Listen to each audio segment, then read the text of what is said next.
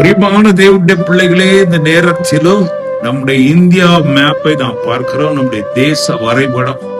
ஆமா, ஏனென்றால் தேவன் பூமி அனைத்திற்கும் ராஜா என்று வேதத்திலே சொல்லப்பட்டிருக்கிறது. பூமி அனைத்திற்கும் ராஜான்னா இந்தியா தேசத்திற்கு அவர்தான் ராஜா.